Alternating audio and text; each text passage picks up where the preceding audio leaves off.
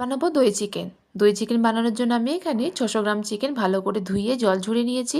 আদা, রসুন, লঙ্কা আর গোলমরিচ গুঁড়ো দিয়ে ম্যারিনেশনে রাখবো আধা ঘন্টার জন্য। রিফাইন তেল গরম করে নিয়ে চিকেনগুলোকে হালকা ভেজে নিতে হবে। ভাজা তেলটার মধ্যেই মৌরি, তেজপাতা, শুকনো লঙ্কা, এলাচ, দারচিনি, লবঙ্গ আর গোলমরিচ ফোড়ন দিচ্ছি। একটু বড় সাইজের পেঁয়াজ কুচি নুন দিয়ে হালকা ব্রাউন করে ভেজে নেব। পেঁয়াজটা ভাজা হয়ে গেলে আদা, লঙ্কা আর রসুনের পেস্ট দিয়ে ভালোভাবে একটু কষিয়ে নেব।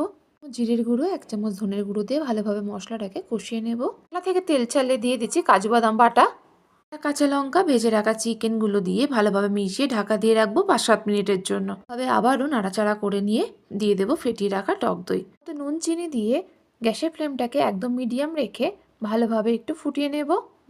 হয়ে গেলে কাসুরি মেথি আর গরম মশলা ছড়িয়ে ঢাকা দিয়ে খানিকক্ষণের জন্য রেস্টে রাখবো। এই রুটি, পরোটা বা নানের সাথে দই চিকেন রেসিপিটি কিন্তু ভীষণ ভালো যায়। বানিয়ে দেখো, আশা করি ভীষণ ভালো লাগবে।